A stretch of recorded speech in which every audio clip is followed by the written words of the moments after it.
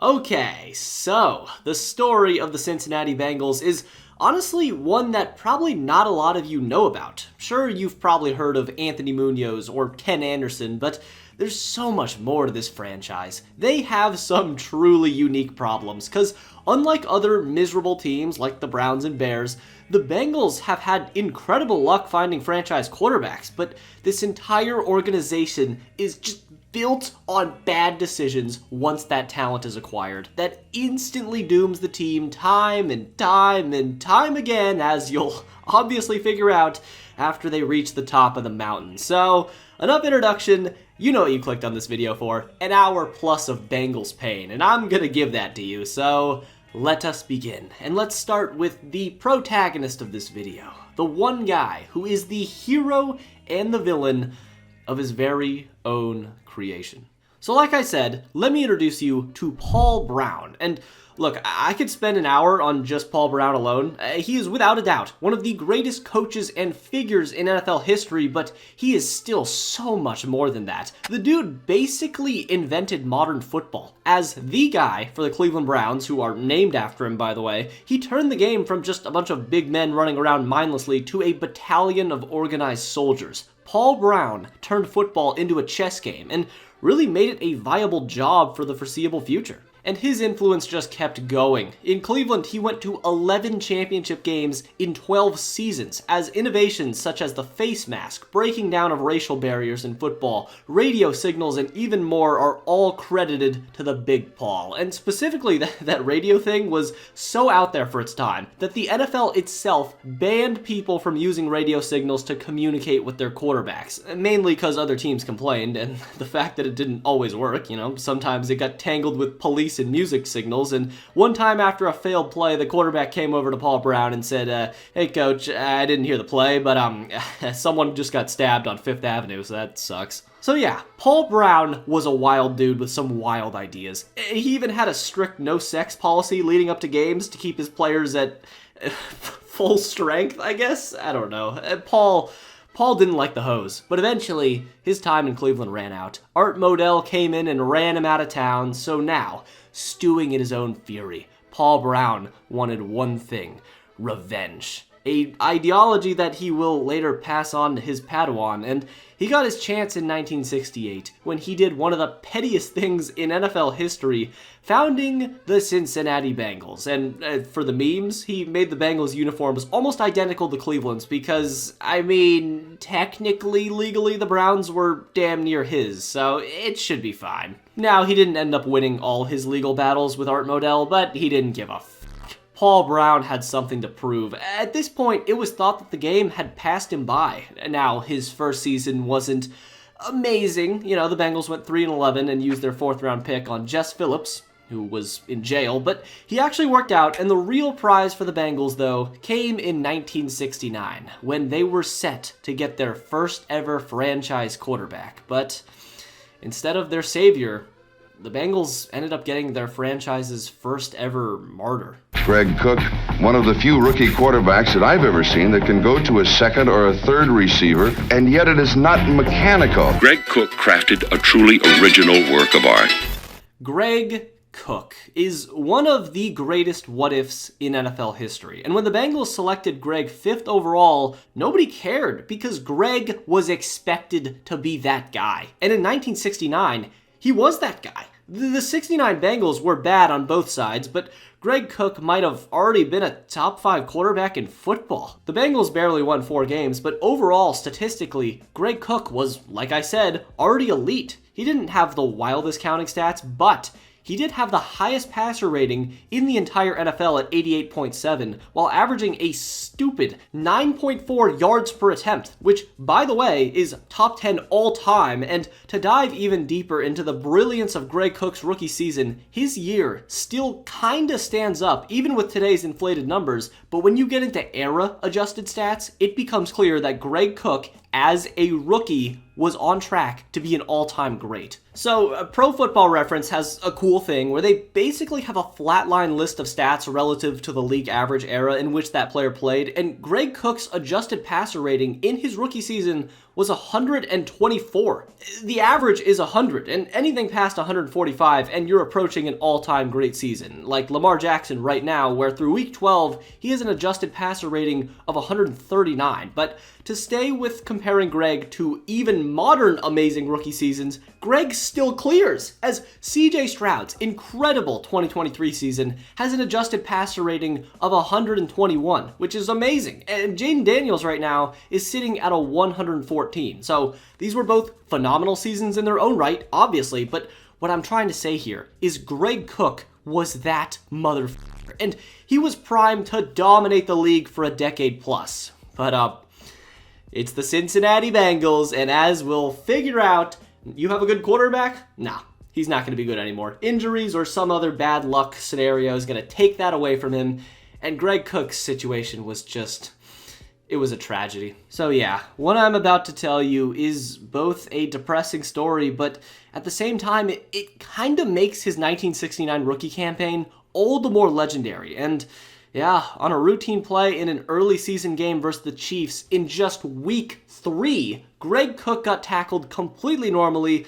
Nothing got caught in the grass or anything like that. He didn't roll up on anyone. It was just another tackle. But as it turns out, this play would be the play that ended the career of a potential future Hall of Famer. On that hit, Greg Cook suffered a torn rotator cuff in his throwing shoulder and finished his rookie season just playing through it. The brother just thugged it out for the better part of half a season, finishing as the Offensive Rookie of the Year, while fellow rookie Bill Bergey was named the Defensive Rookie of the Year. And even after playing injured all year long, he was still one of the greatest rookie quarterbacks in NFL history. And even just this one semi-healthy rookie season alone was enough to impress two of the greatest minds in football, both of which were on the Bengals staff. So, with the beginning of Greg Cook's demise, it's time to introduce you to, at the time, a little-known wide receiver coach for the Cincinnati Bengals, and the tragic villain of this whole story,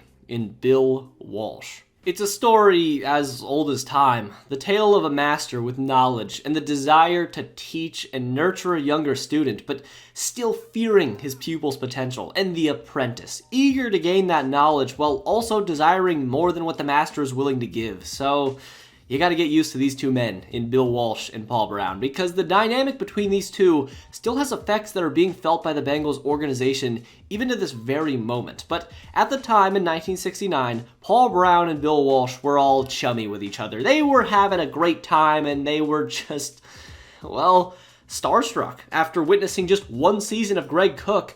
Bill Walsh, in particular, was stunned and truly believed in his mind that Greg was the greatest talent he'd ever seen play the quarterback position, which, to spoil things a little if you weren't already aware, Bill Walsh coached Joe Montana for most of his coaching career, and he still truly believed that Greg Cook was more talented than Joe Montana. But Greg Cook's flame was already burnt out, and after his rookie season, one of the most talented quarterbacks in NFL history would only ever complete a singular pass for the rest of his NFL career, as Greg suffered physically, missing 2 straight seasons due to injury, but the mental part of the game was just tearing him apart. And like I said, I won't go into super deep detail because the life of Greg Cook is just sad, but he was really tough on himself. He was aware of not only the expectations that were put on him, but also the expectations he had for him and his career, which propelled him into a deep depression, as he was just being torn apart and haunted by what could have been. As he himself said, I really feel embarrassed that I didn't fulfill everybody's dream. But before we go any further, I gotta talk to you about this video sponsor, SeatGeek. And if you've been around the channel for a little bit, then you'd know SeatGeek is a recurring sponsor, but also, with the NFL playoffs just a few weeks away, SeatGeek is here to help you go see a playoff game, or if you still want to catch a game before the regular season ends, SeatGeek is going to be your best bet. Because what SeatGeek does is offer you tickets to any football game you could possibly go to, and so many other live events sense as well. It's not just football. And what they do that sets them apart is they rate your tickets on a scale of 1 to 10, red being the lowest and green being the highest. So you'll basically know if you're getting a good deal or not, and you can also see the view from your seats, which is yet another unique aspect that SeatGeek offers. So if this sounds good to you, then use code TubFrog10 during your next order at SeatGeek for 10% off your next order, even if you have used SeatGeek in the past. So once again, that is code TubFrog10 for 10% off your next order from SeatGeek, no matter what. So without further ado, thank you to SeatGeek for sponsoring this video, and let's get back to the video. So this whole Greg Cook thing was just... it hit people hard. This was literally the deepest, and I mean the deepest, gut punch any expansion team has ever gotten in sports history in their first couple of seasons. So, unsurprisingly, the Bengals were suffering with Greg Cook gone from their franchise. Through week 7 of the 1970 season, Paul Brown was not having a good time as a head coach either, too. If social media existed back then, Paul Brown would have been on the hot seat, because yes, he had a legendary background in Cleveland, but he was 8-26-1 so far as the Bengals head coach, which is about a win percentage of 25%. So I don't really care who you are. That's not getting the job done. But what happened next was one of the most impressive turnarounds in NFL history, as after starting off 1-6, the Bengals won every single game remaining on their schedule, finishing the year 8-6, and made the playoffs. Now, all of this wasn't just Paul Brown. Yes, he did make the decision to bench future Bengals side character Sam Weish for new quarterback Virgil Carter, who led the turnaround, but the Bengals' schedule did get a lot easier as the year went on, and it helped that the Bengals had a really good defense too, as two of their greatest players in Bengals history started to emerge, as both Lamar Parrish and Hall of Famer Ken Riley, nicknamed the Rattler, what a nickname. But these two guys are going to hold down the Bengals secondary for about the next decade or so, and did a hell of a job in 1970 as well. So, okay, this is awesome. The Bengals are in the playoffs already, in just their infancy as an NFL franchise still. And yes, they did get curb stomped right away in the playoffs, but things were weird back then. It's because it was 1970. This was pretty much the first year of the merger, and they ran into the Baltimore Colts. And the Colts just, destroyed them, 17-0. But they would go on to win the Super Bowl that year, so whatever, it is what it is. But here's the thing with the Bengals. For all the shit that we will get to, Cincinnati, for most of their existence in the league, has been a group of mad scientists. And behind this up and down start as a franchise, Bill Walsh and the Bengals staff was scheming and was ready to unleash something called the West Coast offense onto the world. To not super overcomplicate things, as much as I'd like to, I'm not Brett Kollman, but for all intents and purposes, Bill Walsh was basically the offensive coordinator for the Bengals. They didn't technically have one, but it really was Walsh. And being the great coach he was, he tried to maximize the strengths of quarterback Virgil Carter and adopted many formations to make Virgil more comfortable. And this was the groundworks for what would later become the West Coast offense. Because, I don't know, for what it's worth, if Greg Cook didn't actually get injured, there's a chance that Walsh would have continued without playing into Virgil's strengths and ended up just kept going with what Greg Cook was working with. And what we know is the West Coast offense could have been completely different. Now, obviously, Bill Walsh wasn't completely alone in this innovation. Sid Gilman, meanwhile, was doing his own thing for the spread offense, which shares many similarities, but once again, to not nerd out too much, just know Bill Walsh was cooking, and Paul Brown was taking note of his work in the shadows, and all signs were pointing to Walsh being the successor to Brown, who was starting to get up there in age too, but for now, all was stable. Paul Brown was still the head coach, Walsh was the student, and just like that, in 1971, because the Bengals just have this happen to them, yet another future Hall of Fame potential quarterback with amazing talent was dropped right into their laps. In 1971, the Cincinnati Bengals acquired Ken Anderson. Now, it did take him some time to become a great quarterback. In 71, he didn't win a single game as a starter, but a few years later, in 1973, he finally arrived. Kind of. He wasn't the player that he still will become yet. I mean, he was just 24 years old, and back in the day, you actually had to develop quarterbacks. But after Greg Cook came in for garbage time in week 1 and completed his final pass, putting an end to his story, it began the career of Ken Anderson. And scarily for the rest of the league, Ken and Bill Walsh were forming a connection that was only growing more powerful as the year went on. In the final weeks of the 1973 regular season, the Bengals were averaging a disgusting 32.5 points per game, once again in the early 70s, as they had a statement must-win game versus Paul Brown's former team, the Browns, with a massive interception on Browns receiver Fair Hooker. That's his name, Fair Hooker. God, I love the NFL. But yeah, although the Bengals have only been around for a few years at this point, they've been so unlucky in the playoffs. And right away after a 10-win campaign, they ran right into the eventual Super Bowl champion Miami Dolphins, fresh off an undefeated season the year prior. And even crazier is that they were actually in this game. They lost arguably their best offensive weapon in 1,000-yard rusher Essex Johnson in this game, but they still stuck around. A pick six and hard-fought third quarter had the game close-ish at 21-16, but the Bengals offense just couldn't get anything going as Cincinnati lost the game 34-16, and Paul Brown publicly dunked on his own team, specifically Walsh in the offense, saying it was just an unacceptable performance and the offense got throttled. But he did push for something called the Isaac Curtis rule, which is basically a precursor to what would later become the Mel Blount rule and later the Ty Law rule, all instrumental in ringing in the passing era we see today. So Paul Brown was thinking way ahead even at his old age. And this sort of bias against the Bengals, and more specifically their offense, continued on for years. Shockingly, humans don't like change, and the Bengals were labeled as outlaws in the NFL. Their offense was too gimmicky, and against teams that pound the run and play real football like the Oilers and the Dolphins, I don't know.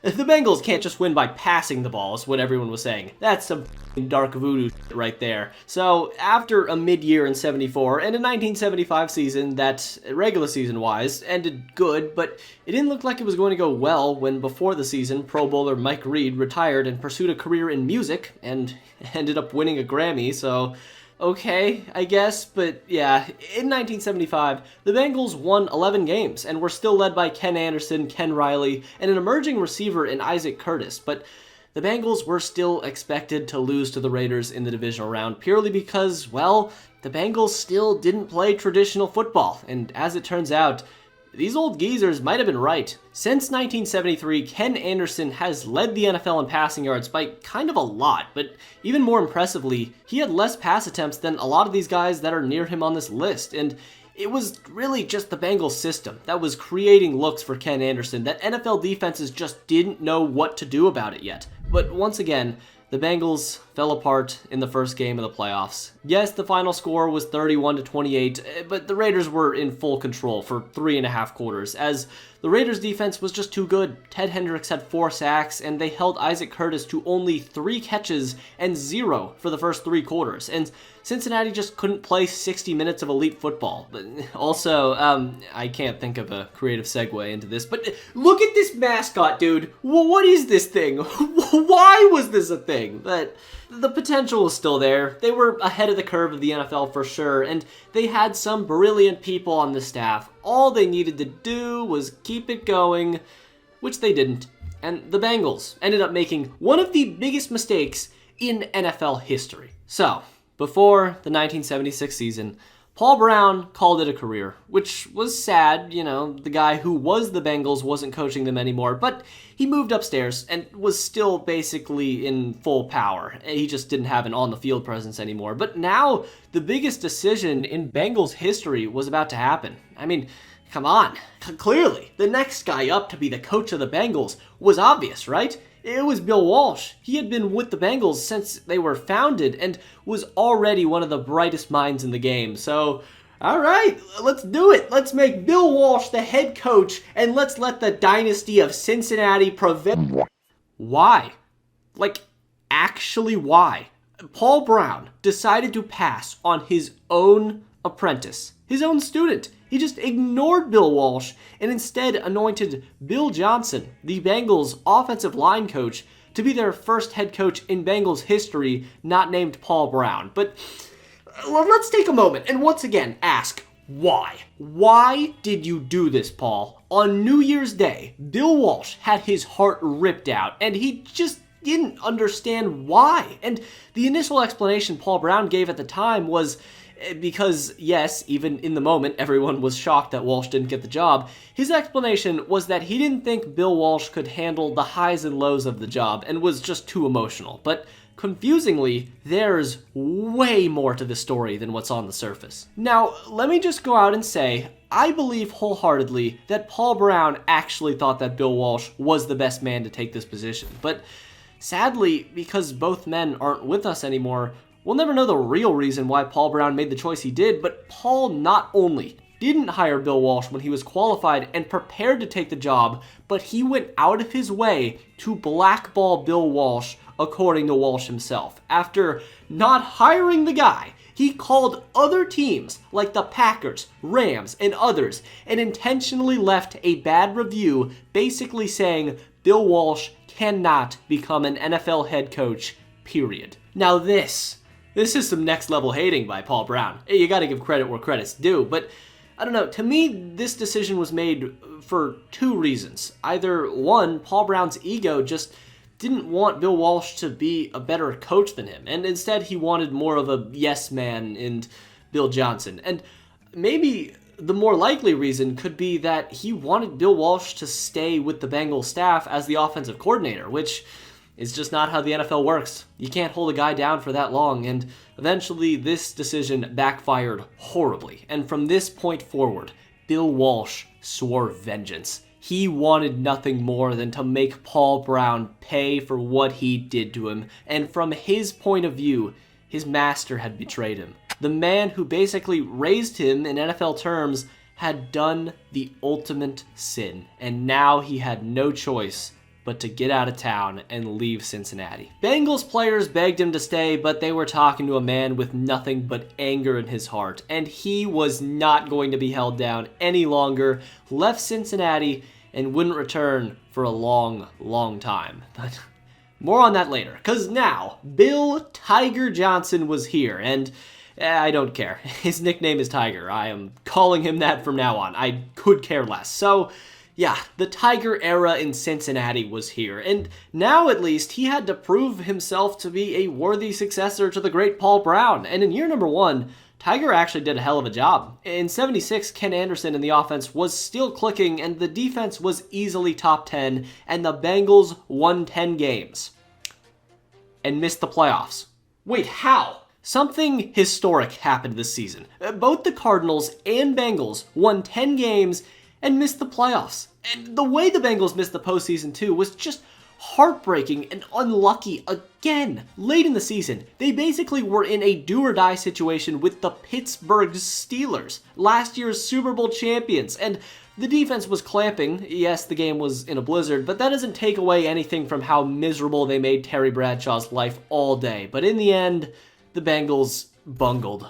A word that will be said over and over and over and over again in this video, but they coughed up the ball in their own territory, which led to a Franco Harris touchdown, the only score of that game. Bengals lose and miss the playoffs. But surely it won't ever happen again. Yes, it will. One year later, they were 8-6, but because of weird schedule reasons, they ended up missing the playoffs again. So through 2 years on the job, Tiger over here had a coaching record of 18-10, which isn't like amazing, but come on, that's nothing to scoff at. And he didn't have a single playoff appearance to his name. But don't worry, in 1978, the Bengals finally collapsed. They started out 0-5 with Ken Anderson injured, and Tiger went into Paul Brown's office, looked him in the eye, and said, "Paul, if you don't fire me on my mama, I swear I will take a sword to my main vein and bleed out right here, right now, if you don't let me out of this madhouse." And after a standoff, Paul Brown agreed. So Tiger was gone. And the rest of the 1978 season, the Bengals were put in the slow cooker and just withered to death. By week 13, they were in the midst of their worst season ever, as they found themselves with a 1-12 record. And to make things even worse, their franchise quarterback Ken Anderson was injured and hasn't even been remotely the same player since Bill Walsh was gone. From 1973 to 75, Anderson was averaging 2,755 yards per season, 19 touchdowns, and had a passer rating of 90.4 on average, which is pretty good, right? But with Bill Walsh gone from 1976 to 78, he was averaging about 500 less yards per season, less touchdowns, more picks, and had an average passer rating of 68.4. Jesus! So now the Bengals had double f***ed themselves. Now that they had bungled themselves into believing Ken Anderson was washed, they were looking at the 1979 draft as an opportunity to take a new quarterback. And this is where they really f***ed up. In 79, they took Jack Thompson, a man nicknamed the Throwin' Samoan, 3rd overall. And look, at this point, let's be honest, it hasn't been great for the Bengals, but it still could be worse. Like, the Bengals have been a consistent franchise for the most part. They haven't had a truly generationally trash or great team so far, and drafting a young quarterback in this position isn't even the worst idea ever. Let's just ignore the fact that the next pick was Hall of Fame behemoth Dan Hampton, and the next quarterback off the board was Super Bowl MVP Phil Simms, but it really just didn't work out. In 79, Ken Anderson ended up showing flashes of what he still could be, but luckily, going 4-12 gave Jack Thompson a chance to get some work in. But whenever Ken Anderson got benched, Jack Thompson played worse, only throwing a single touchdown in 9 games. But that's a little misleading, because it was just wild how often the Bengals switched quarterbacks this year. Think like that whole Joe Flacco, Anthony Richardson thing that happened, but like every week. That's pretty much what happened in Cincinnati this year. 1980 was another slow year for the Bengals, but they hired old school, hard-nosed Forrest Gregg to be their new head coach, which, I mean, come on, dude. His name is Forrest Gregg. This guy probably smelled like football and grease. The perfect head coach for the early 80s. But they did have something, or more specifically, someone that was going to change things, as they drafted, arguably, the best lineman of all time. But they took one of the greatest football players to ever play this sport in Anthony Munoz. And in 1981, the Cincinnati Bengals got this much-needed sensu bean to get back into the ring. If NFL computers were programmed to construct the ideal quarterback, they would print out Kenny Anderson. And that revive came when they finally did it. Paul Brown gave in, and people could now actually tell the difference between the Bengals and Browns, because they got stripes on their uniform. Woo! Let's go! And I don't know, I think that's what changed everything. Because in 1981, out of damn near nowhere, the Bengals had an elite team. And the main reason for this resurgence was the offense. Rookie wide receiver Chris Collinsworth, the old guy who everyone knows as the ultimate Mahomes glazer, was once in the NFL and was really good at football, as he had 1,000 yards and made the Pro Bowl as a rookie. But the real engine of the offense remained Ken Anderson. It took him a hot minute to get going, though, because in week 1 he was benched and literally almost traded, but luckily for everyone involved, Ken Anderson got another chance, and a few weeks later, he never looked back. Ken Anderson in 1981 did something truly rare. After being benched and almost getting fired, he led the Bengals to one of the most dominant month-long stretches in their franchise's history, as in the month of November, the Bengals averaged 35 points per game and were just a buzzsaw. And by year's end, the Bengals won 12 games, and Ken Anderson, once again, after being benched, won the MVP and Offensive Player of the Year award, throwing for near 4,000 yards, 30 touchdowns, and almost had a passer rating of 100. He was just going nuclear out of nowhere at the age of 32, and it seemed almost too poetic. With the Steelers' dynasty fading away, this was a passing of the torch in the division. Cincinnati would now be the team to beat in the AFC, and all that was left to do was not bungle. But bungle, they didn't. I know, crazy, right? In their first ever playoff game in franchise history, they won. As touchdown favorites, Cincinnati kept the game close with the Bills, who were led by Roosevelt Leaks. I don't know, that's a guy. And they moved on to their first ever AFC championship, which was nowhere near your normal NFL game at all.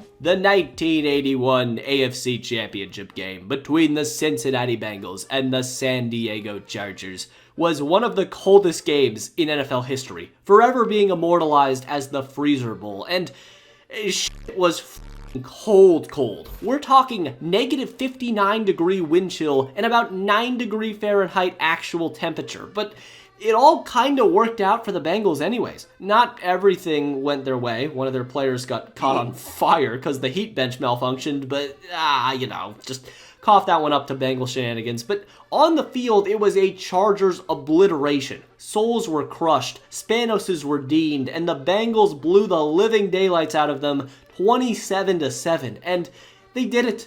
They made it to the Super Bowl. Paul Brown, Forrest Gregg, Ken Riley, Reggie Williams, Ken Anderson, they had done it. They were finally in the Super Bowl and had a chance to win one in the Bengals' still sort of infancy as an NFL franchise. So who was the NFL team coming out of that tunnel on the other side? Well, it was none other than the San Francisco 49ers. And to Paul Brown's horror, the man that led them was the very evil that he spawned into this world.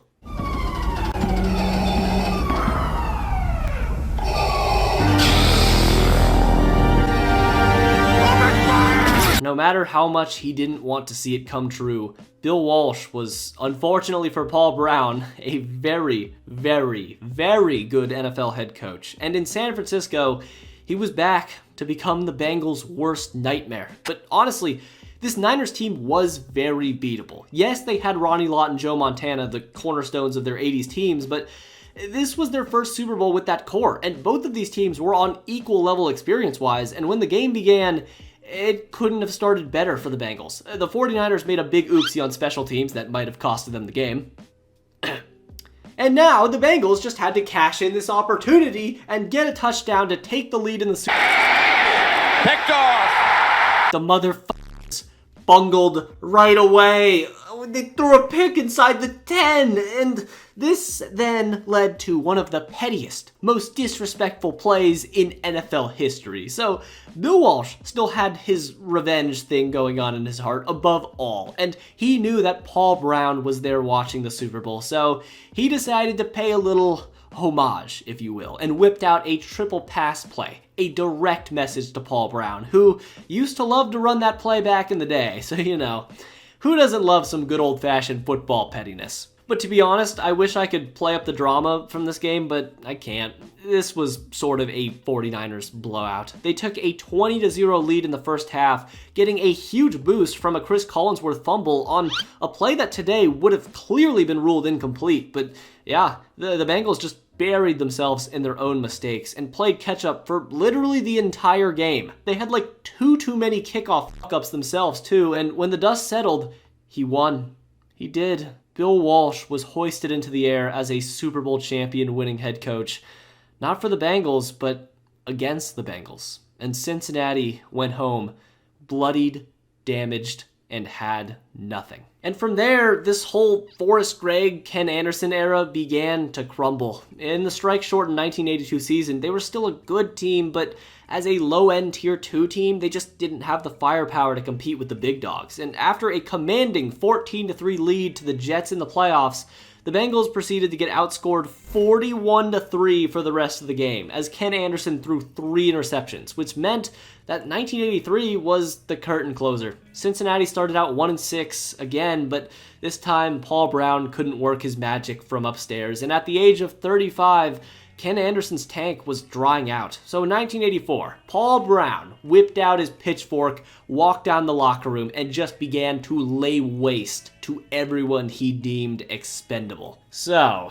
before the 1984 campaign, the Bengals needed some new faces to extend this miserable hellhole of a franchise for even longer, and I can't believe this is real, but it is. So, remember how about 10 years ago, the Bengals decided to not hire Bill Walsh for reasons humanity can't explain? Well, now, Paul Brown decided to hire Sam Weish. And guess who he worked under as the 49ers quarterbacks coach? Bill motherfucking Walsh. Gotta love the logic there. Don't hire the mastermind himself, but grab one of his students later. I can smell the pettiness through the screen. But also before 1984, Ken Riley, one of the 3 Bengals players in the Hall of Fame right now, called it a career. But, he played defense. And as we all know, defense is for weasels and losers. And when Sam Weish came to the Bengals, remember what I was talking about with that whole mad scientist aspect of this organization? Well, He brought that idea and so much more, and he did get help too, though. A lot of it. So Sam Wyche and the Bengals wanted to move on from Ken Anderson and had 3 first-round picks to go grab their guy at quarterback, but they decided that greed was good, I think, and didn't take a quarterback until the 2nd round, where they drafted Boomer Esiason. And the hope was that Wyche and Boomer could form something resembling chemistry, and after Ken Anderson's last season as the Bengals' starting quarterback, in 1985, Boomer took control of the wheel, and just like that, the Bengals executed a quarterback swap from one elite quarterback to another. So after just like 2 seasons of being mid, the Bengals were back, led by Boomer Esiason and James Brooke, a running back they received in a trade previously, as well as the old dudes in Anthony Munoz and Chris Collinsworth, since he had a hell of an offense. But in 85, they still weren't ready yet. With a chance to make the playoffs late in the season, the Bengals took a 21-7 lead in just the first quarter, but from there, they failed to score a single point in the second half and lost the game, and failed to make the playoffs at 7-9. But don't worry,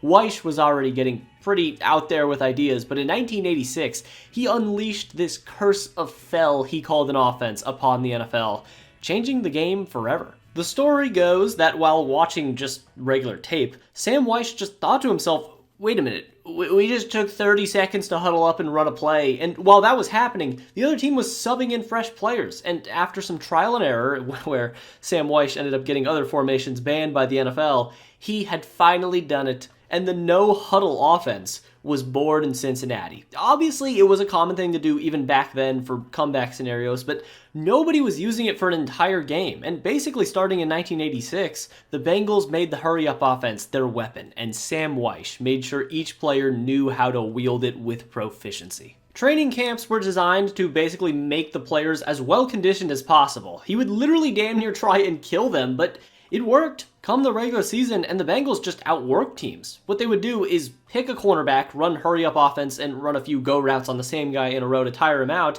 and when that happened, they'd hit that same side with a few curls and make him tackle a guy in the open field, and they just kept doing that over and over and over again. It was ruthless, and it was also just genius, and really only could have come from the mind of Sam Wyche, who had a bit of a unique brain. Around this time, he had a weird incident where he was getting pissed at the NFL for allowing female reporters to have access to the Bengals locker room when all the players were just, chilling nude. But when the NFL told him to go fuck himself, he protested by stripping butt-ass naked. I recommend to any of you who have problems with, coworkers, whatever, to do this too. It works every time. And he did an entire coach's interview with a towel barely wrapped around his waist. So after 1985, where the Bengals put up the 3rd most points in the league and also allowed the 3rd most points at the same time on defense, in 1986, it was kind of the same story. The Bengals got a Pro Bowl season from Boomer, 1,000-yard season from James Brooks and Gobblesworth, and the Bengals rode their high-powered offense to another great regular season, winning 10 games, and made the wild card.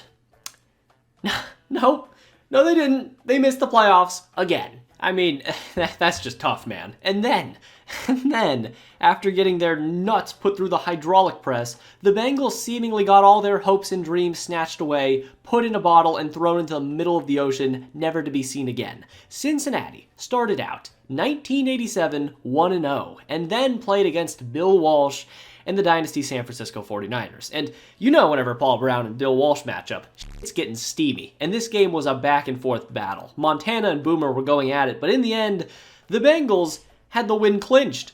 Clinched! They had the ball with a 26-20 lead, and it was 4th down. So all that was left to do, with 6 seconds left on the clock, was to punt the ball basically as high as you can, and maybe if you're unlucky, defend one Hail Mary, and the game is yours. But Sam Wyche doesn't think that way, and he wanted to end the game now, and instead, he went for it on 4th down, on his own 30-yard line, didn't get it, and then Jerry Rice scored a walk-off touchdown. One play later, the game was now over. Sam Wyche had a Dan Campbell disaster class and somehow managed to keep his job, but just barely, because after this week, the Bengals imploded. This season was also a player strike, so the Bengals were missing a ton of players, which also meant that Wyche didn't have time to explain the hurry-up offense to Marquez Pleasant and the greatest wide receiver to ever wear 85 for the Bengals, Greg Meehan. The point is, the Bengals were just terrible this year. And Cincy fans pushed as hard as they could to have the Bengals fire Sam Weish and trade Boomer Esiason. But I mean, Boomer was far from the problem here, and this was one of the rare times where the fans themselves almost tanked their own team's future, as Boomer himself came this close to being traded in 1987 after saying he was done with the fans just throwing shit at him and heckling. You made one crucial mistake though, Boomer. Never expect NFL fans to act rationally. Ever. I mean, it happens every year. Even this season, Browns fans are calling for Kevin Stefanski's head after he just won Coach of the Year last season. But luckily, the Bengals held on to their staff and players, and it took a hot minute, but finally, the Bengals had something resembling an average defense. After years and years of finishing with a bottom 3 to 7 D in football, the Bengals were getting better, and a lot of that was due to all-pro defensive tackle Tim Crumry, but their secondary got more and more hype as the year went on, and ended up getting the nickname SWAT Team. Sick-ass name for a secondary, I guess, which was led by an all-pro in David Fulcher, who had fully developed, and cornerback Lewis Billups, who is remembered for other reasons. So yeah, for just one season at least, the Bengals became more popular in Cincinnati than heroin, and the Bengals offense, simply put, has probably been the best offense the Bengals have ever fielded, and Boomer Esiason was simply Kyle Shanahan's wet dream, dude. He was just pure efficiency in every sense of the word. He was 4th in passing yards, which is, okay, cool, but then he was 1st in the NFL in yards per attempt at 9.2, touchdown percentage at 7.2 with a minimum of 300 attempts, yards per completion at 16.2, and had the 2nd most passing touchdowns in the entire NFL. And that was enough for the MVP. For the 2nd time in the 80s decade, the Bengals had a different quarterback win an MVP. The only time that had happened in NFL history to that point in the modern era. And the offense around Boomer was loaded too. He was protected behind the best O-line in football still, with Munoz and Max Montoya doing large man things, but the running game was a major component of the team as well. Besides the whole hurry-up thing, Weish and the Bengals offense don't get enough credit for inside and outside zone blocking schemes as well that are used in the run game today and are a staple of the modern NFL. And this run game was still led by James Brooks, but now they added rookie running back Ickey Woods, who had a breakout rookie season and didn't really do anything in the long run, but if his name sounds familiar, it's because of this dance that you've probably whipped out once or twice at recess. And this team led the NFL in scoring in 1988 on top of all of that, and was the best team in the entire AFC at least, and anything short of a Super Bowl appearance would be a major disappointment. But in the Bengals' last win of the season, an overtime victory versus Washington, since he clinched a first-round bye and got 2 weeks of rest, but fuck, the Skins had razor blades and shurikens attached to their uniform, because the Bengals had a dummy amount of injuries. They lost 2 linemen in Joe Walter and Bruce Reimers. Chris Collinsworth had a hamstring problem. Starting linebacker Joe Kelly went down, but worst of all, Boomer Esiason suffered both a sprained ankle as well as a sprained index finger on his throwing hand. And sadly, this led to him being a shell of his former self in the postseason, as all 3 of his lowest passing yardage totals all season all came in the playoffs. So, I mean, I don't know. To me, this Bengals team is really one of the greatest what-ifs in playoff history if they were healthy that nobody ever talks about. Well, my bad. I guess I just spoiled the playoffs. But yeah, the Bengals handled the Seahawks in the wild card, but then things got tricky versus the Bills in the AFC Championship game. Not because it was super close, because it wasn't. The Bengals won comfortably, but 2 hours before the game began, 2 hours before the AFC Championship game happened, Marv Levy, the Bills coach, made a call to the commish himself and got Pete Rozelle to ban the Bengals' hurry-up offense before the game. The league told the Bengals in advance for this game that they would not intervene with the Bengals offense whatsoever, but they needed to do something about players faking injuries, because that's what people were doing to slow down the Bengals offense. It was that good, and it happened last week versus the Seahawks, but instead of sticking by their word, they said F you and banned their whole offense hours before their most important game of the season. Which makes it all the more impressive that Cincinnati still handled business, beating the Bills without the offense they've been using all year. Insane. And what's even more fucked is that after this game, Marv Levy effectively yoinked the entire no-huddle offense and kind of just named it the K-Gun offense. And now the Bills are almost more credited with the hurry-up offense than the Bengals, which is just wow. But anyways, It was Super Bowl time, and the NFL let the Bengals use their no-huddle offense again, which was good, except their opponent was... Fuck. Lord Vader had returned. Revenge wasn't enough. Twice wasn't enough. No, he wanted to rip the Bengals' corpse apart flesh from flesh, bone from bone, burn the husk, and cook a nice rack of ribs on top of their smoldering ashes. And now, it was time for another tango. 49ers vs. Bengals Part 2. Walsh and Montana vs. Boomer and Weish.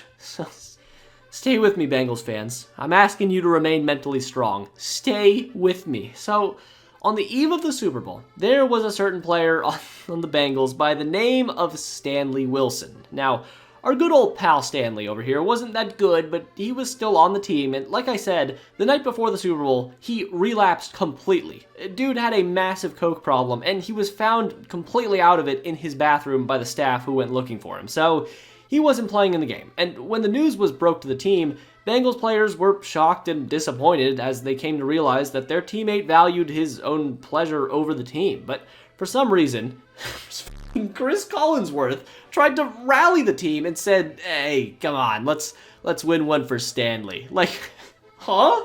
Bro, he was sniffing dank. It's not like he had a family emergency or something. Alright, I just felt like I had to share that. Let's do this. Part 2 of 49ers Bengals. Can Bill Walsh, the eternal sleep paralysis demon of Paul Brown's nightmares, finally be vanquished? Or is he just too strong? Well, early on things were definitely interesting. I can't really put my dick on why, but I'm telling you, if you ever watched this Super Bowl, to me at least, it really gave off vibes of the most recent Chiefs-49ers Super Bowl. It was an ugly defensive game for pretty much all of the game, which was all the more impressive on Cincinnati's side because they lost their best defensive player, Tim Crumride, to a disgusting broken leg right away. So for there to be no touchdowns for the first 3 quarters for San Francisco was nuts. But like I said, Boomer was just not the same QB since his injury, and Cincinnati's offense was non-existent all day. But if one thing is a certainty in life, it's the 49ers having special teams in big games, baby.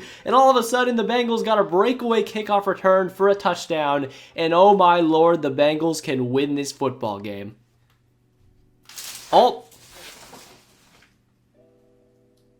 All momentum was completely swung. Despite having 0 points in offensive touchdowns, the Bengals were in a position to win this game. All they needed to do was stop the 49ers offense once. But Joe Montana and Jerry Rice are Hall of Famers for a reason, and they went right down the field, and now here we are, inside the red zone. On this very next play, the biggest blunder in Bengals history on the field would take place. And this one play, this one singular botched play, quite literally ripped a Super Bowl trophy out of Paul Brown's hands, and instead it was dropped into the midst of his greatest mistake. Into the end zone. Almost intercepted. Lewis Phillips had his hands on it. You can't drop that. You just can't. When you're playing against a Hall of Fame quarterback, you need to capitalize on every mistake made. And I mean, look at the replay.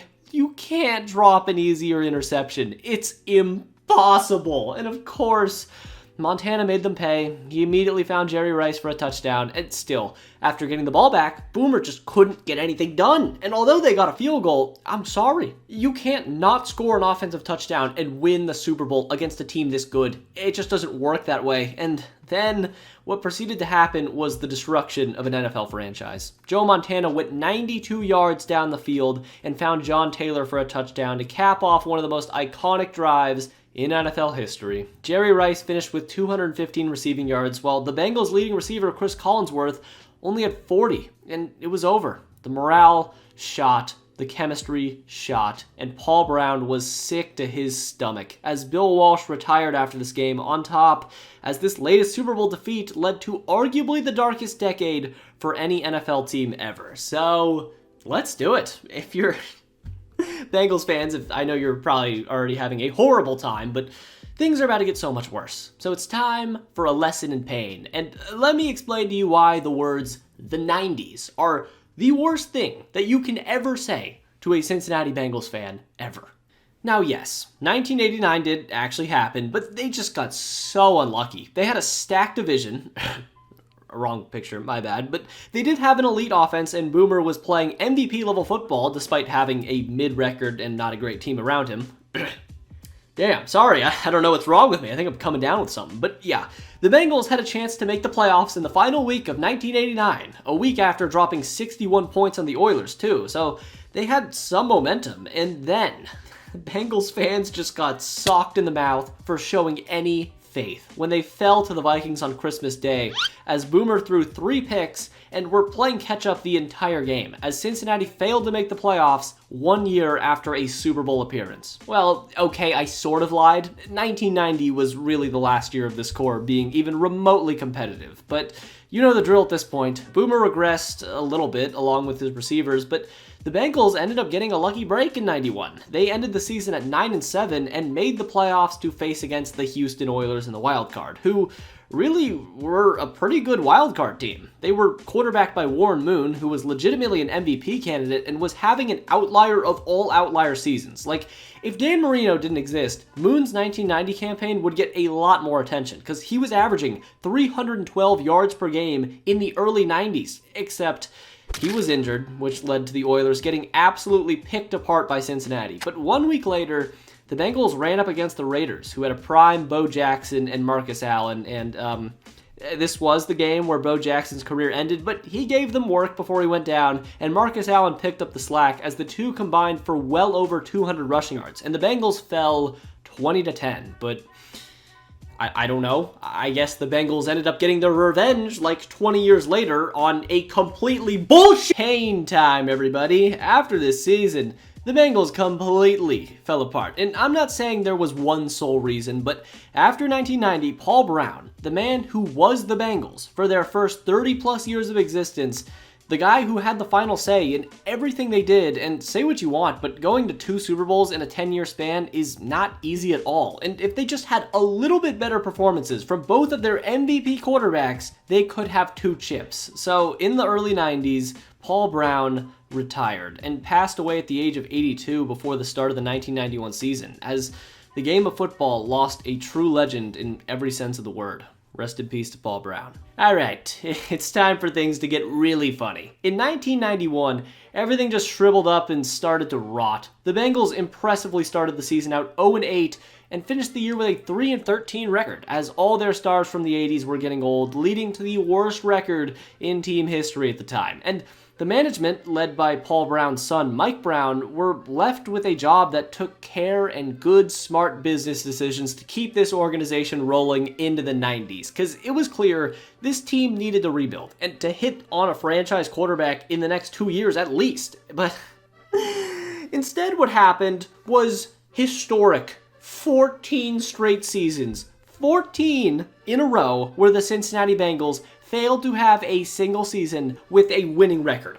I know I'm spoiling things, but you just need to know how impressive that really is. And the reason for how this streak started began right away with just absolutely terrible hirings. Mike Brown made the final call on everything now, and he had to make a tough decision on what to do with Sam Weish. On one hand, he was a really solid coach, the players loved him, and he's only produced at least above average offenses, but on the other, he didn't win very many football games recently. So the Bengals decided to fire Sam Weish. Okay, whatever, I guess it's a little surprising, but who was the guy they hired? Well, after an extensive coaching search, the Bengals narrowed down their candidates to the great Bill Cowher, Tony Dungy, and Dave Shula.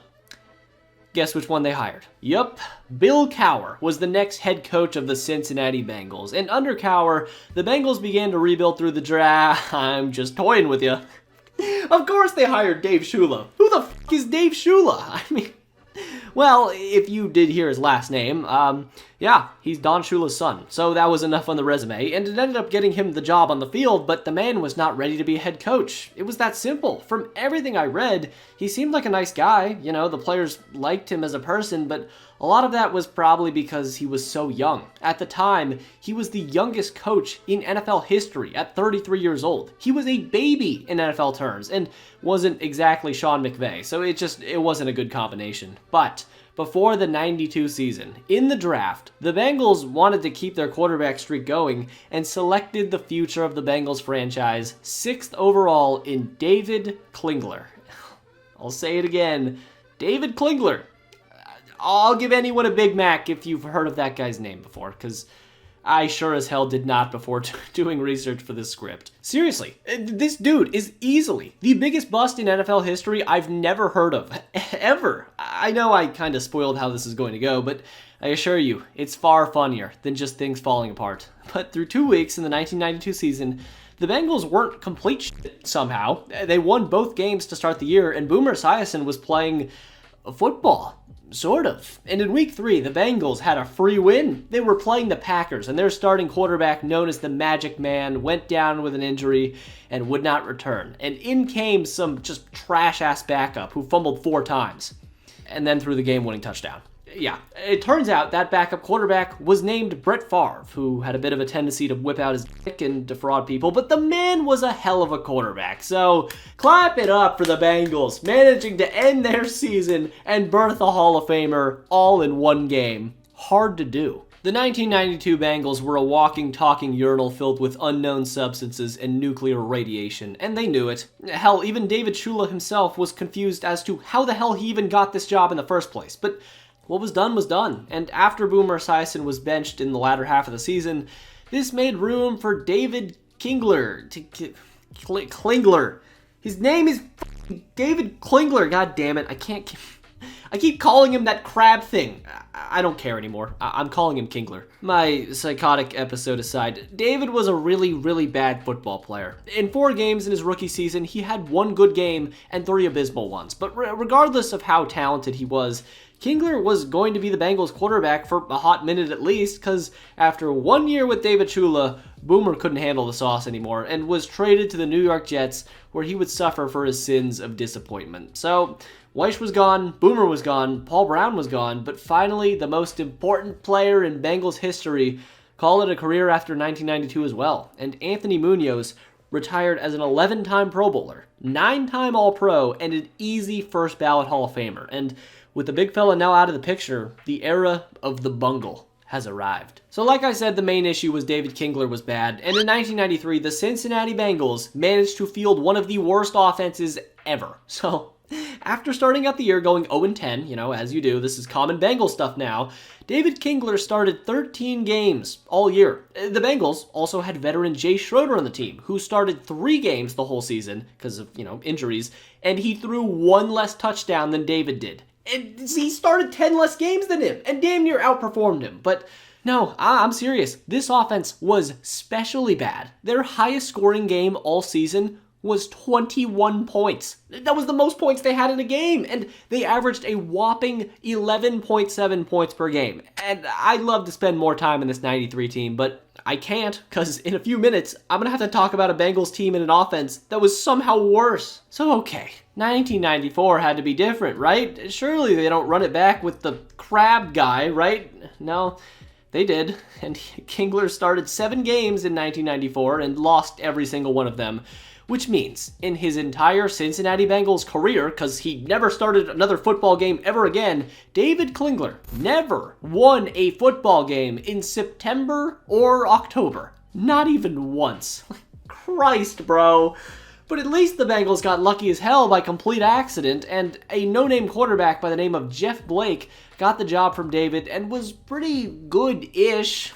Once again, he was okay, and his name was Jeff Blake. Dude has the most sales and finance name of all time, but, he was bringing some fun to the team. But the guy could ball. In 2 games versus the Seahawks and Texans, Blake averaged 370 yards per game, 2 touchdowns, and had a passer rating of 114. Miles better than anything that Pokemon could have conjured up, even if he had his stats doubled. So, okay. 1995 had at least something to look forward to. The emergence of this Jeff Blake guy could happen, and they also had the first overall pick in the draft after trading up and took running back Kijana Carter. So, alright, let's see if this new 1-2 punch in Cincinnati can become a new dynamic duo. The optimism in landing the best prospect in the draft faded. The first pick in the 1995 draft had a torn ACL.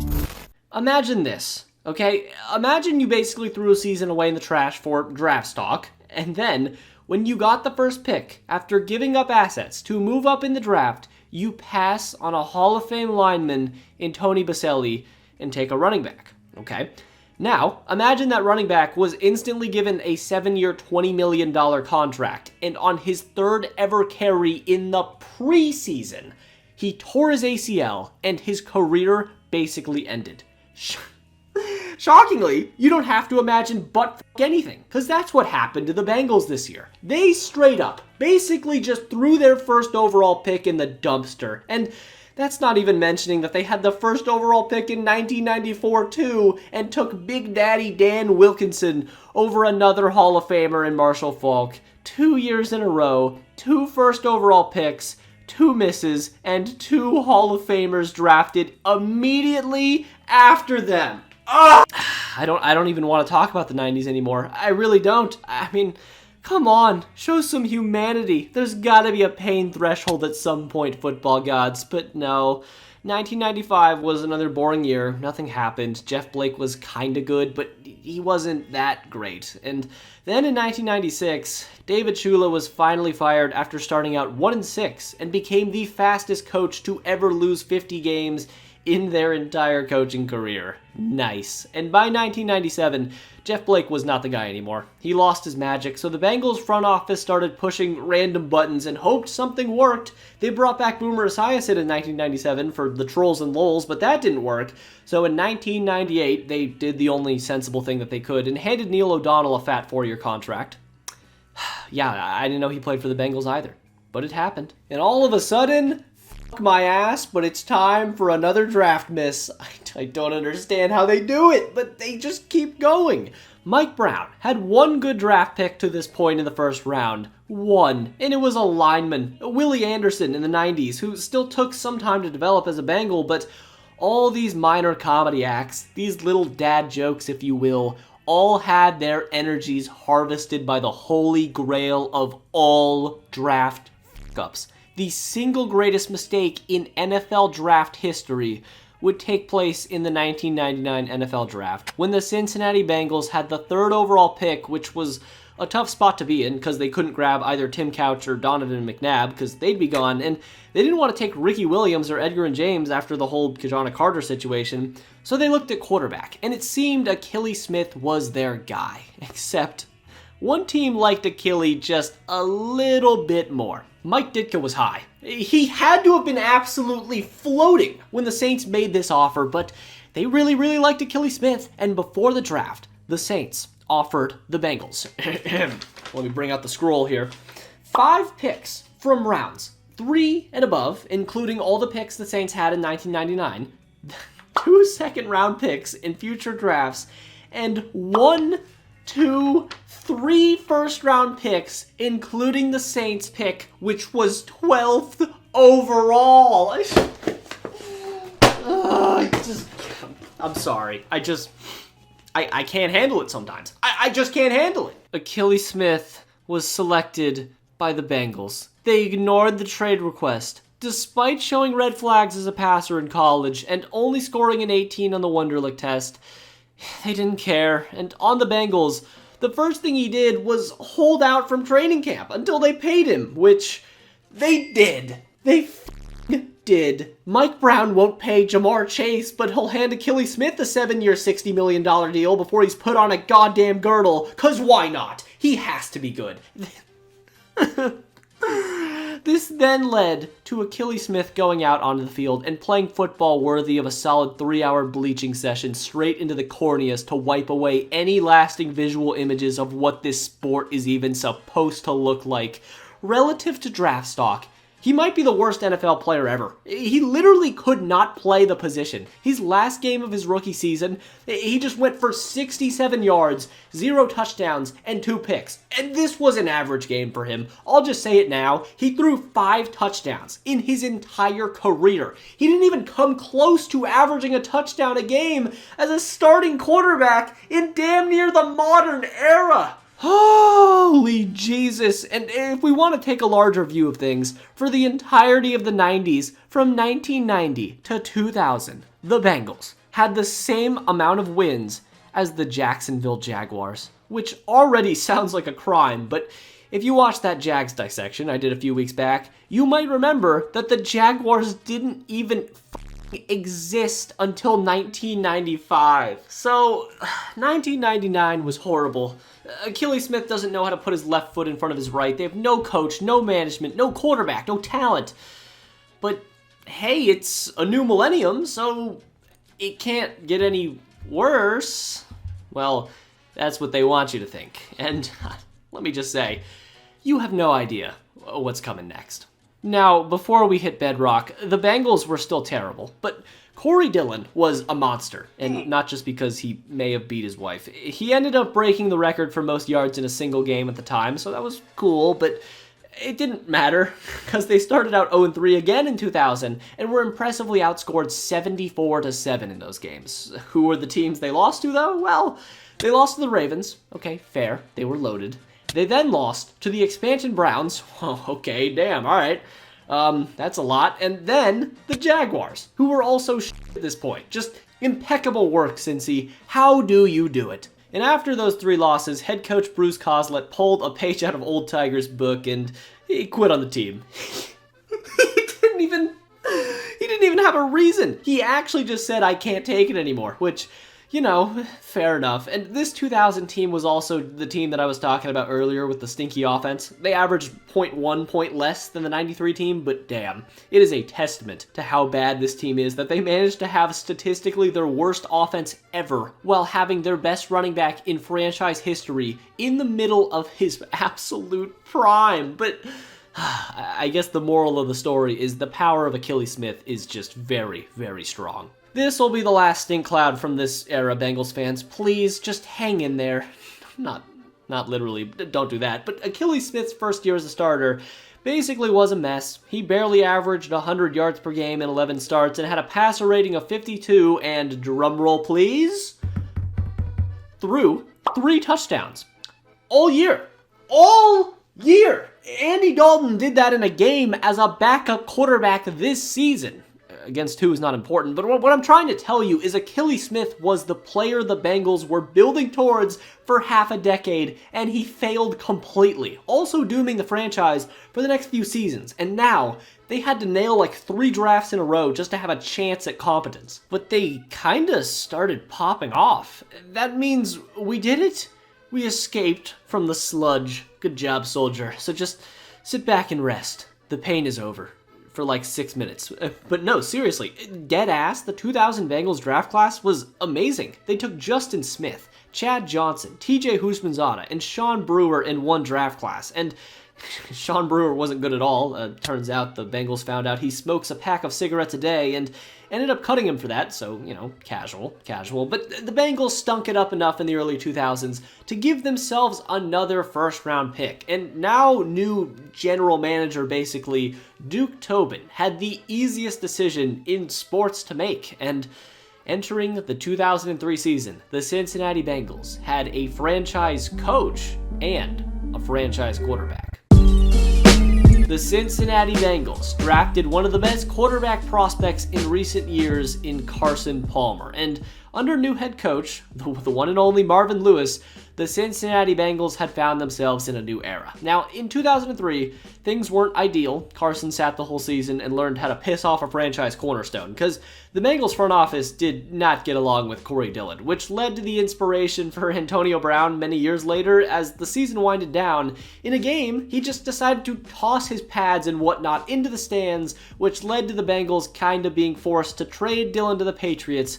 And with his change of scenery, he immediately said this was basically the first time in his life he's been excited for a season of football. And you know who can blame him? Well, or maybe he was wrong, because the 2004 hype for Cincinnati was very, very real. After a promising 8-8 year in 2003, with Carson Palmer being named the starter, the offense was projected to take a leap with a somewhat elite receiving corps. But in Carson Palmer's first season in the NFL, I mean, we really got the full Carson Palmer experience. It turns out he's really good at football when he's on the field. He started out a little slow because, you know, he was a rookie basically, but then from week 12 on, he was breaking out. He had 4 touchdowns in a 58-48 shootout win versus Cleveland, then came from behind to beat the Ravens. and then he got hurt. Everything was going great, and then Carson Palmer went down with an injury. Once again, literally his career in a microcosm. But then, in 2005, the Cincinnati Bengals were officially back. The OG Red Rifle in Carson Palmer had a Pro Bowl season, leading the NFL in passing touchdowns and completion percentage. Chad Johnson was an All-Pro, and the team took a lot of punches this season too, but handled them well. Carson Palmer in particular went toe-to-toe with a prime Peyton Manning, and versus the Colts, the two teams managed to have a score of 35-27 at halftime. But something just felt special about this Bengals team. Weird things still happened. I mean, this dude just yoinked the ball from Brett Favre mid-game, but I don't know, this year just felt very un-Bengal-like. It was almost as if the bungling had stopped. Marvin Lewis had brought a culture to this team. Chad Johnson was truly a dominant big X receiver, a mold of player their franchise has never really had, and this team did it. They won 11 games and made the playoffs, ending the 14-year drought. So surely it's time for nothing but bliss and enjoyment. The excitement was at an all-time high. The Cincinnati Bengals won the AFC North and made the playoffs, but we're now going to host a wildcard game versus the Pittsburgh Steelers. Now, sure, the Steelers have been a better franchise than them in the past, but this is a whole new Bengals team, baby. Yeah, they got Ben Roethlisberger, he's cool, but do you know who doesn't sexually assault women and is pretty good at sports too? Carson Palmer, and he and the Bengals were ready to make a statement to the rest of the NFL that the AFC North was theirs. So it's time to go over this game, frame by frame, and dissect this legendary quarterback duel between Ben Roethlisberger and John Kitna. Palmer was walloped after the throw. Palmer injured on only the second snap. On the second offensive play of the game, numero dos for Cincinnati, Carson Palmer got his knee absolutely crushed, and he tore his ACL and MCL. Like, this injury was damn near career-ending, and it almost should have been. But without Palmer, the Bengals didn't stand a chance as the Steelers sent them home in heartbreaking fashion. So I don't know what else to say. The era started and now it was put on ice again. But at least they had some young assets, right? Surely their 2005 draft class was starting to pay off now. Well, no. Out of all these guys on the screen here, none of them really did anything outside of Chris Henry, who had his own thing going on, but we'll get there with him, sadly. But David Pollack, their first-round pick, had a career-ending neck injury. Odell Thurman had a drug problem, and Marvin Lewis eventually kicked him off the team, and none of the other guys really amounted to anything at all. But in 2006, things were different, I guess, as in the second round, the Bengals selected tackle Andrew Whitworth, who wasn't exactly Anthony Munoz, but the dude was a hell of a lineman and will be a cement wall in Cincinnati for a long, long time. 2006, though. Where do I even start? The team was supposed to bounce back, right? What happened to Palmer last year was a tragedy, but guess what? Sometimes it happens. And the Bengals needed to punch back in 06, and but boy, was there some punching. They had 9 different players either get arrested or suspended. 9. Do you know how wild that is? And I won't even get into what the motherfuckers did, but the Bengals started off hot. It's just they really, really collapsed. The bungling was back in full force as after holding a 28-7 lead, the Bengals dropped a masterclass in groin area pain by losing the game to the Chargers 49-41, and then they really saved their best for last. On Christmas Eve, Carson Palmer had a poo game, including 2 picks with 1 in the red zone, but they still had a chance to win it, and Carson Palmer went down the field and found TJ Houshmandzadeh for the game-tying touchdown. It's a bad snap, and the Broncos are going to win this game on a missed PAT. They missed it. Then, 1 week later, as if basically missing the playoffs off of a dropped PAT isn't the worst way possible, and I mean the worst way possible to miss the postseason, 1 week later, they did it again! Versus the Steelers, Palmer went down the field again, and again, the Bengals missed a 39-yard field goal and didn't even make the playoffs. I'm out of words, dude. I just am. And you know what? Fuck you, Bengals fans. That's all you really get from the Carson Palmer era. Like, one good regular season and then misery. Because for the next 2 years, the team regressed and battled injuries, not even really coming close to the playoffs. And then in 2009, we got ourselves an all-time bad season. And, like, debatably the most tragic season of football any team's ever experienced. The season was headlined by 2 deaths in the team. And one was wide receiver Chris Henry, who had battled issues of his own throughout his life and died due to injuries sustained in a domestic dispute. And another death that rocked the team was the passing of the wife of defensive coordinator Mike Zimmer. So the team was just a little fractured. Also, I just gotta say, the Bengals fired the oldest cheerleader in the league this season, who was 40.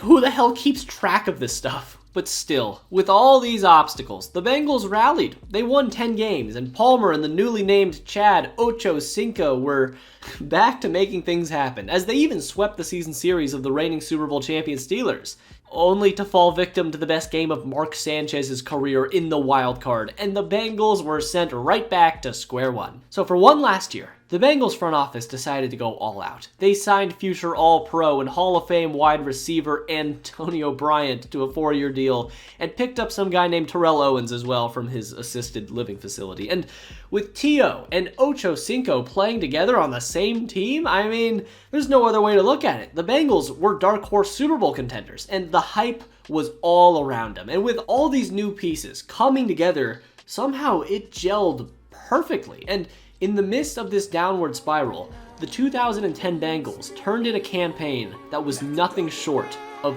pure domination. I fucking lied. This team was booty cheeks, and Carson Palmer in particular was done with the Bengals. He hated the ownership, and even nowadays, he still won't call himself a Cincinnati Bengal at heart, which is just kind of sad. He's honestly kind of like Greg Cook in a way. He had all the talent in the world, but for reasons, be it his fault or not, things just didn't work out. And after this pitiful 4-12 season, he forced himself out of Cincinnati, threatened to retire, and never returned again. So, along with Palmer, Ochocinco and Terrell Owens were gone too, and just like that, era over. But another one kind of just sprung up out of nowhere. The Bengals were supposed to be trashed for like another 5 years, but the 2011 draft saved their asses. I also got to mention the 2010 draft, where they most notably picked up Geno Atkins, literally one of the most underrated players in the last 15 years on defense. But in 2011, the Bengals drafted both quarterback Andy Dalton and wide receiver AJ Green, who both made Pro Bowl impacts as rookies, and football in Cincinnati was all of a sudden just back. Now, welcome to the era of the Red Rifle, the most mediocre era in Bengals history. But 2011 was actually a good year. The Bengals were supposed to be close to a bottom 5 team in football, but it turns out that Andy Dalton was actually pretty good, and AJ Green was generational. To this day, he is one of the most underrated receivers in NFL history, and as a rookie, he had an all-pro impact on the Bengals offense, and Cincinnati continued to just shock everyone, going 9-7 and made the playoffs, and had an amazing chance to win a playoff game for the first time in the Marvin Lewis era. Like, this game was damn near their best chance ever in the Marvin Lewis era. They were playing against the Houston Texans, who on paper were better than them, but they were down to their third-string rookie quarterback, TJ Yates, who was forced to start this playoff game. But instead, the Bengals completely squandered this golden opportunity and got blown out 31-10. But the future was still so bright, and there will be so many more chances to get a playoff win.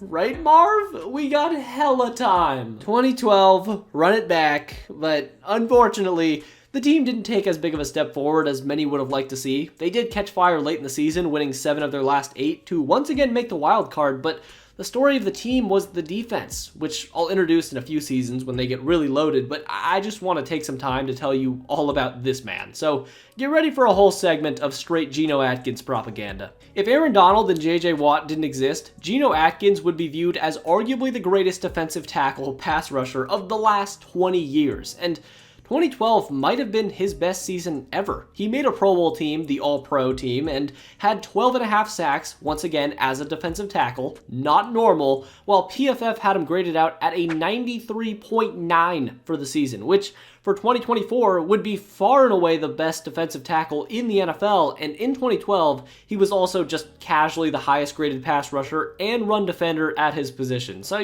just something light. Geno Atkins should be a Hall of Famer, but as I was saying, the Bengals did make the playoffs and got in after beating both the Steelers on the road and the Ravens in the final 2 weeks of the season by a combined 9 points, and now in the wild card faced the Houston Texans yet again. But this time, they had the Shobster, so it was time for the battle of the winless playoff quarterbacks. Dalton versus Matt Schaub. Who would win the mid-off? And that champion would be Schaub. Andy Dalton was terrible. J.J. Watt made his life a living hell. He couldn't complete a pass. He looked nervous as hell, and this led to the Bengals having an incredible -6 yards passing in the first half. And the only reason they didn't lose by 60 was, well, Matt Schaub had a bit of a tendency to throw pick sixes kind of a lot, and did in this game too. But in the end, once again, Andy Dalton just couldn't elevate his play in the playoffs. And the game ended after Andy Dalton just barely missed A.J. Green for what could have been a game-winning touchdown. And after a fourth down failure, the Texans took down the Bengals 2 times in a row. And with this second playoff defeat, the Marvin Lewis playoff drought as a head coach of the Cincinnati Bengals was now starting to get comical. Now, say what you want about him choking the playoffs and not getting a win, and his 8-31 primetime record kind of speaks for himself with the Bengals, as well as his inability to make adjustments, but he got them to the playoffs over and over again, so that's something. And 2013 was just the same team, same formula, good but not great. A.J. Green had his best year as a pro, going for over 1,400 yards, and the defense was a force, but in the wild card, it happened again. They matched up against the San Diego Chargers, and the game was close. Late in the second quarter, the Bengals were driving, and Andy Dalton had just connected with Marvin Jones for a 50-yard bomb. But then, on the very next play, Giovanni Bernard, the Bengals' sure-handed running back, fumbled it right back to the Chargers, killing all momentum. So you can't really blame Marvin Lewis for that. However, what you can blame him for is the entire second half of this game, where the Bengals made 0 adjustments whatsoever. They went 3 and out on their first drive, up 10-7, and were outscored 20-0 in the entire second half. And the Bengals were eliminated again for the 3rd straight year, losing 3 very winnable games in the process. I just don't know what to say anymore. Do you see why this era is so confusing? There's 2 ways to look at the Bengals at this point. It's like, yes, it's impressive to get to the playoffs year in and year out, but no matter how favored or unfavored the Bengals were in the postseason, under Marvin Lewis and Andy Dalton, Bengals fans seemingly just didn't have any hype or hope whatsoever. So here we are in 2014. Again, good team, sort of. They got on to Cincinnati by New England, and Andy Dalton had probably his worst year as a pro, also impressively having a primetime game versus the Browns, where he managed to have a passer rating of 2. Like, actually just 2. But the reason I'm sort of skipping this year is injuries sort of ruined the team. A.J. Green, Vontaze Burfict, tight end Tyler Eifert all missed time and didn't play in their playoff game versus the Colts because they got there again. They were in another wildcard game, and once again, Andy Dalton just shat himself. And in what was supposed to be a somewhat close game for the 4th year in a row, the 4th straight playoff game, the Cincinnati Bengals, under Marvin Lewis, failed to score a single touchdown in the second half. Marvin just could not make adjustments. He couldn't do it. But wait a minute, out of nowhere, just when you thought Marvin Lewis was about to get the hammer after being nothing but a winning coach in theory, it looked like the Bengals culture just changed for the better. No, I'm not fucking with you. The 2015 Bengals defense might have been their best in franchise history. The team was finally embodying an AFC North hard-hitting style of play, led by still Geno Atkins, Carlos Dunlap, an elite pass rusher, Reggie Nelson, Vontaze Burfict, one of the best hitters and fine racker-uppers in NFL history, Adam Pac-Man Jones, another guy who's like Vontaze, Ray Maualuga, and more. But the offense was just playing some great football too. The team was just balanced through and through, and Andy Dalton was, I shit you not, playing some real MVP level football. At one point, the Bengals were undefeated with an 8-0 record, while through Week 13, Andy Dalton was dropping 265 yards, 2 touchdowns, and had a passer rating of 107.4 per game. He was having a career year, and remember, Yes, he was not good in the playoffs, that's a fact, but he was still a two-time Pro Bowler to this point and was at worst a slightly above average quarterback in the NFL. So take an offense led by two Pro Bowl caliber players in AJ Green and Andy Dalton and a defense that was ranked as the second best unit in 2015, and I don't know how y'all feel, but this seems like a potential dark horse Super Bowl contender. It happened again. Another Bengals quarterback suffered a season-ending injury versus the Steelers, and it looked like the season was over, but it kinda wasn't. Yes, they weren't the same team, and their Super Bowl expectations were definitely gone, but led by backup quarterback, 25-year-old rookie A.J. McCarron, the Bengals finished the season on a high note and were hosting a wild card game versus the Pittsburgh Steelers. And they had a perfect chance at revenge, and they really should have had it. This game was set to be a battle of two hordes of barbarians wielding nothing but spiked maces. Not only did these two teams already hate each other, earlier this season Vontaze Burfict ended Le'Veon Bell's season, so Pittsburgh was a little salty about that, and then, like I said, Andy Dalton was out for the year too and suffered that injury versus Pittsburgh, so the NFL was already terrified of this matchup happening, and when it did, it didn't disappoint. The game started with the Steelers' offensive line coach grabbing Reggie Nelson's dreads.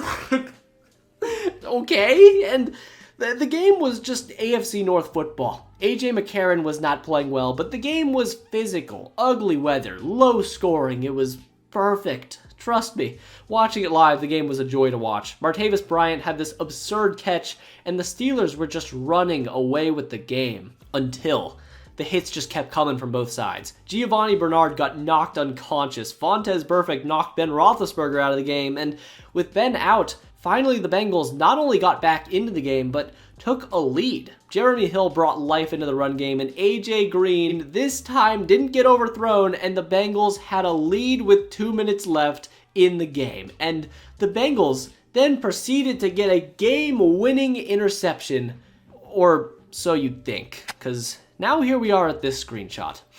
Look at this. If you don't know what happens next, just analyze this for a second. There's a minute and 33 seconds left on the clock. The Bengals have the ball, they have the lead, and have just picked up, let's call it 5 yards in this carry. What is the only scenario that can occur where the Bengals somehow lose this game?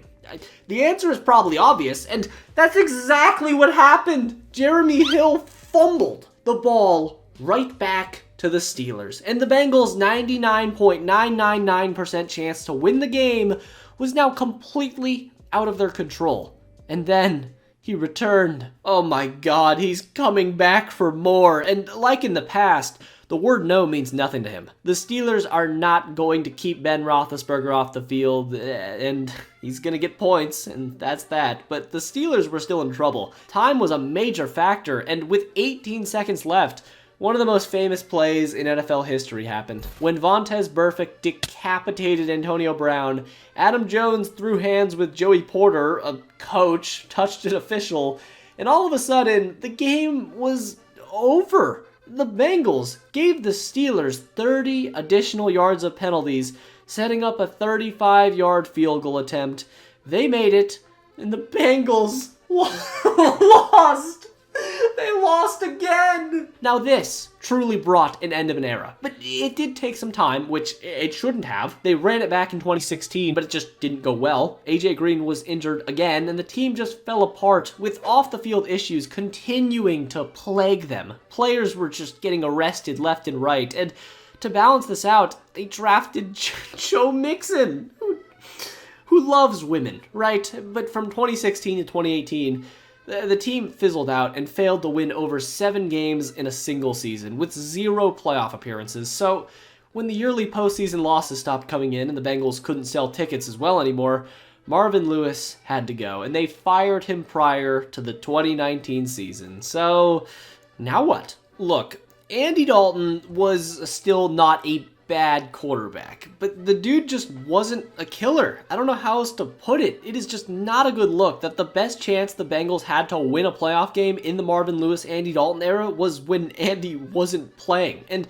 in his entire playoff career, Andy Dalton not only didn't win a single playoff game, and I won't get into the deeper stats comparing his regular season numbers to his playoff stats, because I'm not an asshole, but at least peep the passer rating difference. He had an average passer rating of 87.5 in the regular season, but in the postseason, it went down into the 60s, and he only threw 1 touchdown to 6 picks. So you hate to see it. And I could keep going saying more negative things about Andy Dalton, but chances are you probably understand what his career was. He was a little bit better than average. However, I do think that a lot of his actual accolades are prompted up by playing with AJ Green, but who cares? Who knows? Andy Dalton was good, but this next era is where things start to get a little bit happier. The Bengals then hired head coach Zach Taylor, who could not have had a worse start to his entire tenure as the Bengals coach, as all Cincinnati fans actually began to want Marvin Lewis back. It got that bad. They started out the season 0-11. Ryan Finley played football for them, and this year, Cincy fans had to watch all their stars just get dragged behind the barn. AJ Green didn't even play this season because of an injury he suffered before the year as a result of poor turf conditions, but this was all a good thing, because this season was a tanking season, and more specifically, tank for Tua. The Bengals had a great shot at Tua and wanted to lose as many games as possible to scoop up the Alabama prospect. But meanwhile, in college world, some other kid named Joe was lighting defenses on fire with LSU, so after the season, when Cincy finished with 2 wins, they could not afford to take a bust here. Another Achilles Smith pick would reset their franchise back a decade, and luckily for them, they made the right decision. And from his home, they selected Joseph Burrow first overall. And the dark cloud above Bengals fans' heads was lifted even for at least just a moment, because the allure of the future was too great, with their best quarterback, their best talent quarterback-wise, since Carson Palmer. Sorry, Andy. So the Bengals were in a new era, but let's give Andy and AJ Green their flowers just a little bit more, okay? Andy Dalton is second in passing yards for the Bengals behind Ken Anderson and first in touchdowns, while AJ Green is also second in receiving yards and 1 touchdown behind Chad Johnson for first in touchdowns as well. So the counting stats from the era were there, they just couldn't win anything. But maybe they could with Joe Burrow now at the helm. Early on, though, he didn't have the Andy Dalton-type rookie season he could have had because, well, he tore his ACL and MCL in a game versus the Washington football team. At this point, Mike Brown must have fallen to his knees in his booth as the flashbacks came pouring back in. If a torn ACL and MCL injury sounds familiar, well, this was kind of the same injury that Kajana Carter and Carson Palmer suffered back in the day. So Mike had to have been praying that he didn't lose the potential of yet another first overall pick due to bad injury luck. And it seemed like experts kind of thought Joe Burrow wasn't going to live up to the hype after his injury, as once again, the Bengals were projected to be one of the worst teams in the entire NFL. But just like how it's been for the Bengals, sort of, even in the late 80s, when they have their best teams, when they go on their deepest runs, it comes out of nowhere. It's like when there's expectations, it doesn't work, but when no one thinks anything's going to happen, they make an amazing impact on Bengals fans' lives. And this 2021 season for Cincinnati is one that will be remembered forever. Going deep, Jamar Chase, he's got it!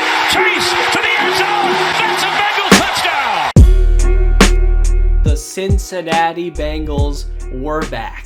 In 2021, they were a legitimate great playoff team with one of the youngest rosters in the entire NFL, which is nuts because the Bengals front office started making moves. The 2020 draft class was amazing. Joe Burrow, T. Higgins, and Logan Wilson were their top 3 picks, and then in 2021, most notably, they added the one-man human wrecking ball in Trey Hendrickson in free agency, and in the draft, they took Money Mac Evan McPherson to be their franchise kicker.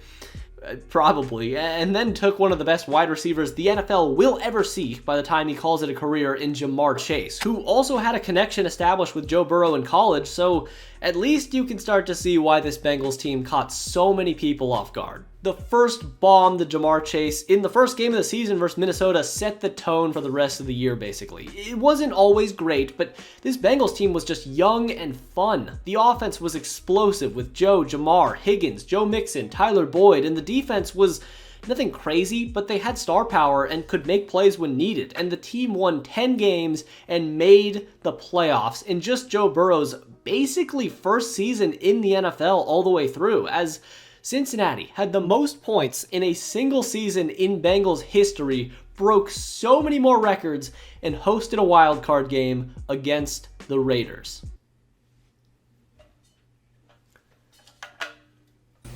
So, in the wild card, the Raiders were truly one of the teams of all time. Talented a little bit, functional absolutely not, but still, these were two teams going up against each other that were not expected to be here before the season began, so anything was possible. The Raiders, motivated by magic, and the Bengals in their first playoff game since the early 90s without Marvin Lewis, still wanting to break their 31-year playoff winning drought, and the game was great.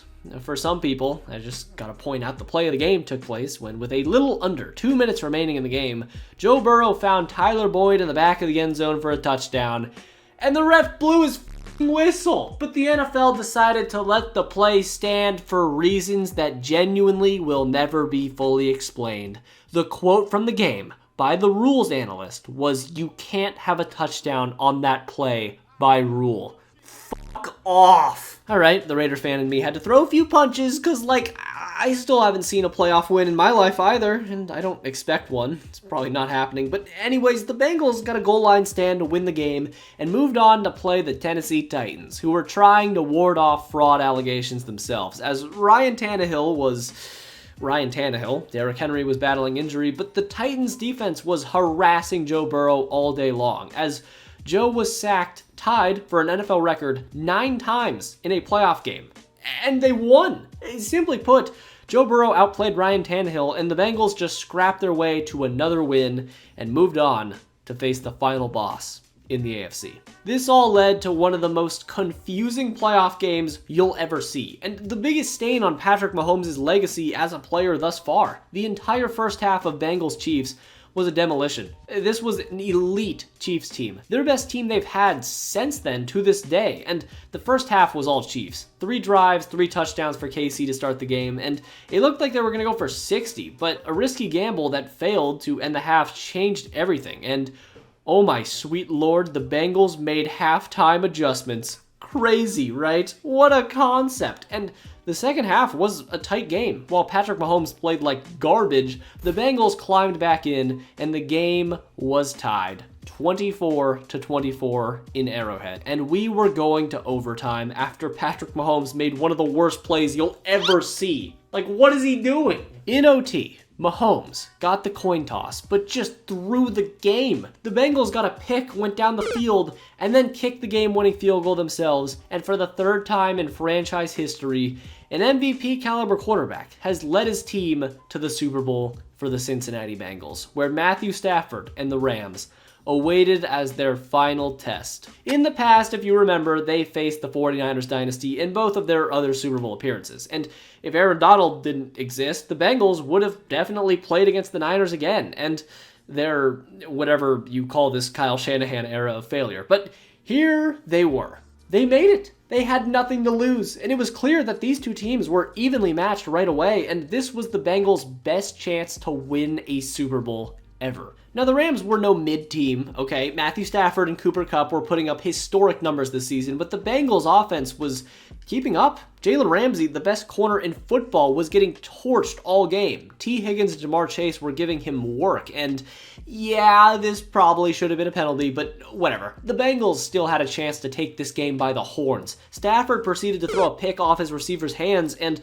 a touchdown for Cincy could honestly take the game for good. But the offense stalled out. Aaron Donald was having absolutely none of that, and from there, the game was pure cinema. Stafford was dialed in, which led to the last drive of the season for the Rams on offense, and unfortunately for the Bengals, the guy on the other side of the field was Matthew Stafford, and he just kept making plays, including one of the greatest throws ever, a massive pickup to Cooper Kupp on a no-look throw, but then a ticky-tack holding gave the Rams new life. This one play, this one holding call changed the entire Super Bowl for the Bengals. And Cooper Kupp was just simply having the greatest year a wide receiver has ever had and scored a touchdown. And now with the ball back in Joe Burrow's hands, they had to face the greatest defensive tackle to ever play the sport. And it turns out the quarterback who was sacked more than any quarterback in a single postseason ever was pressured heavily again. Aaron Donald brought the boom. He couldn't get it off to Jamar Chase, and the Bengals were defeated